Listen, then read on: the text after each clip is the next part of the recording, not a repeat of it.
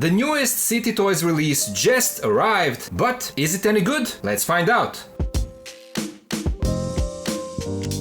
Hello and welcome back to the channel. In this video we're gonna take a look at City Toys knockoff of Mafex number 126 Batman Hush, the black and grey version. Before we start, I have to say a huge thank you to the guys from City Toys for sending this figure for a review. If you want to get your copy, you can do so over the link in the video description. I am very excited about this figure. I have the original blue and grey version and I'll compare it to this guy a little bit later in the video. But first, a quick look at the packaging. This is a really nice looking box with a dark grey background and a lighter grey text saying Bayman Hush? Bayman? Okay, but the box is thicker than usual. We have a plastic window showing the figure and a nice promo image of the figure down here, right next to the number 126 and a City Toys logo. Side of the box has the same Bayman writing and this sticker covering an image of the figure. Back of the box shows more promo shots with included accessories, and I'm especially interested in this gargoyle base. Other side shows Bayman in a neutral standing pose. Here is the top, warnings on the bottom, but now let's open up the box and let's take a look at the figure.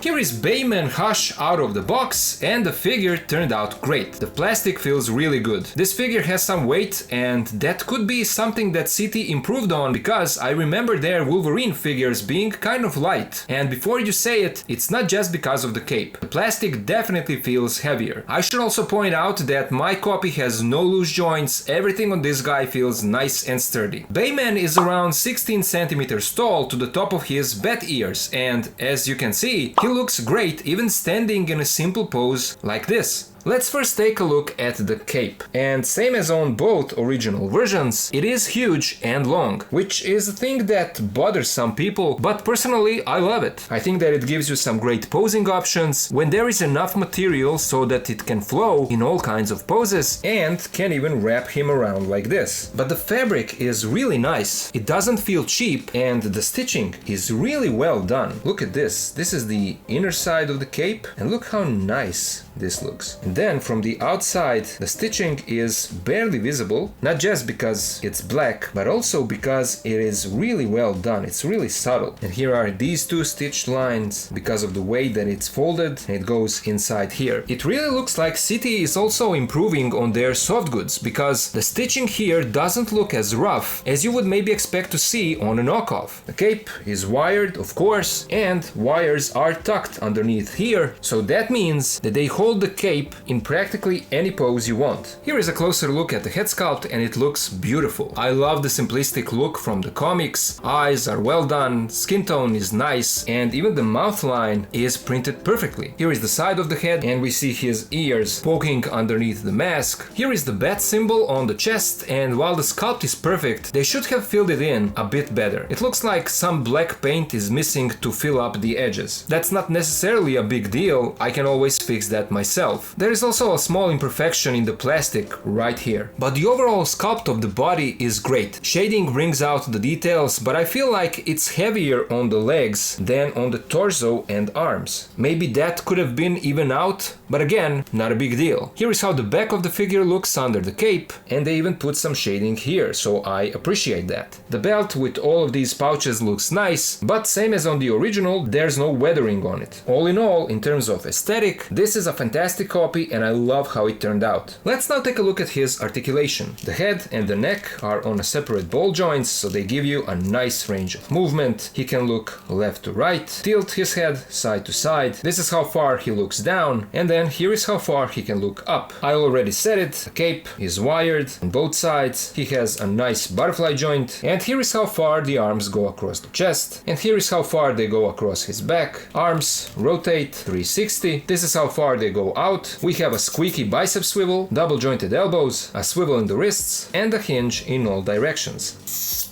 There are two cuts in the torso and they give you a nice range of movement. He can turn side to side, he has a nice side to side tilt, bends forward really far, and this is how far he bends back. We have drop down in the hips, and this is how far the legs go out. Here is how far they move forward and back. And then we have a thigh swivel, double jointed knees, a swivel in the ankles, feet move forward, back. We have a nice toe joint and a generous ankle pivot. So all in all, this CT copy has the same articulation range as the original release. Let's now take a look at his accessories. He comes with an alternate head sculpt with an angry expression, and this one also turned out great. The teeth are beautifully done, eyes are nice and clean, everything is on spot, and yeah, we have a beautiful looking alternate head. Then we get a total of 7 pairs of hands. We have a pair of fisted hands already on the figure, a pair of open hands, a pair of relaxed hands, a pair of gripping hands, a pair of fisted hands with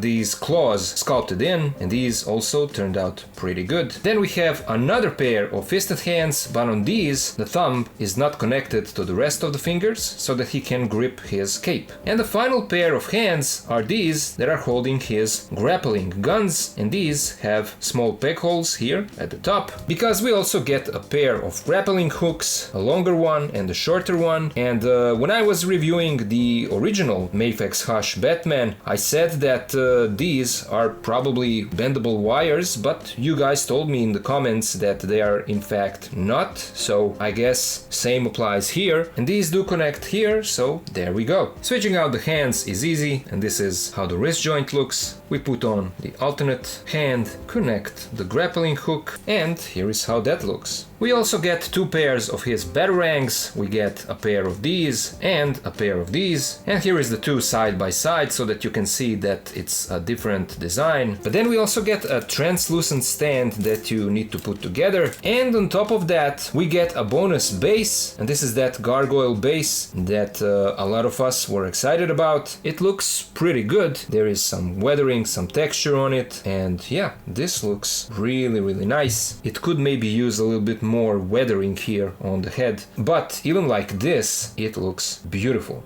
This arm, of course, pegs in here, like this, and so now you have a stand. And Batman can stand on it like he does on the promo shots. And this is exactly what I wanted to see. This looks great. This is one of the ways that I will probably display this figure on my shelf. And before I forget, switching out the heads is also easy. Here is how the ball peg looks. And we pop on the alternate angry head without any issues. Let's now compare this guy to some other figures. And of course, this is our main comparison. We have the CT Toys Hush Bayman next to the original gray and blue Mafex Batman Hush, and you can see that they look great together. But I feel like even though CT said that their copy will be the same height as the original, I still feel like it's just slightly shorter than the original. I don't know why, maybe it's in the torso, because to me it looks like the legs are the same, but it's not too terrible. It's not the same situation like with their Mafex Spider-Man knockoffs, you know. Those are much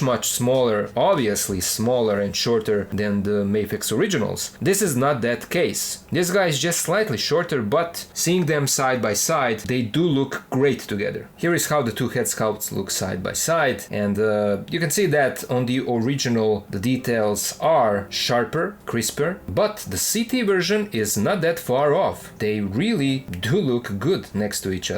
And then here are the alternate heads. Original Mafex is still sharper, but CT knockoff is really close. And then, because I know some of you guys were going to ask me this, the unmasked Bruce Wayne's head that comes with that original gray and blue version does fit perfectly on this CT Toys body. It looks amazing, and I'm sure that sooner or later CT will make a copy of that gray and blue version. They have to, right? Because now they have the mold, and the only one that they need is the mold for this head and neck. Here is how CT Toys Bayman scales with original Mafex Dark Knight Returns Batman and Superman, and then with Mafex Hush Joker and Revoltech 1.5 Joker. Here is how he scales with the original original amazing Yamaguchi Revoltech Arkham Batman and in art Dark Knight Trilogy Batman. Here is how he scales with the original Mafex classic suit Spidey and Daredevil, the next one in line of CT copies, and then with CT Toys brown suit Wolverine and the Amazing Spider-Man, CT Toys knockoff of Revoltech Agent Venom, and an AliExpress Max knockoff of 2.0 Deadpool. Here is how he scales with the SH Figuarts Friendly Neighborhood Spider-Man and Sentinel Peter B. Parker, and then with Marvel Legends X-Men 97 Wolverine and Symbiote Spidey. Here he is with Star Wars The Black Series Vader and Stormtrooper, and then to compare him to some larger figures, here is how he scales with NECA TMNT movie Raphael and Masters of the Universe Revelation He-Man, NECA Feral Predator and Savage Crucible Veteris Repax, and YOLO Park Transformers AMK Pro Series Optimus and Starscream. So there you go, that was my look at CT Toys knockoff of Mafex number 126 Batman Hush, the black and grey version. You saw everything for yourself. I strongly recommend this figure, especially if you don't have the original, because this looks like an almost perfect copy. Sculpt and paint are great, soft goods wired cape is fantastic, you get some nice accessories, including a beautiful gargoyle base that will spice up your display even more. Guys from CT are killing it with their releases. They are now even getting better with their soft goods, and so far this cape is the best soft goods piece that they ever done. We are now waiting for Mass Toys Kane, and CT finally confirmed Daredevil, so there are even more fantastic things coming our way. Again, a big thank you to the guys from CT Toys for sending this figure for a review, and if you want to get your copy you can do so over my link in the video description. It will lead you straight to the official CT Toys store on AliExpress. Anyway, you've heard my thoughts about this guy, and now I would love to hear yours. What do you think about how Bayman turned out? Did you already order your copy, or did you decide to do so after watching this video? Do you have any of the two Mafex original figures, and how do you feel they compare to this copy? Let me know all of it down in the comments. As always, a huge thank you to my Patreon and channel members for their support. If you can also join and help, please do so. Links are in the video description. And of course, to all of you guys, thank you so much for watching, thank you for being here with me, and I'll see ya in the next video.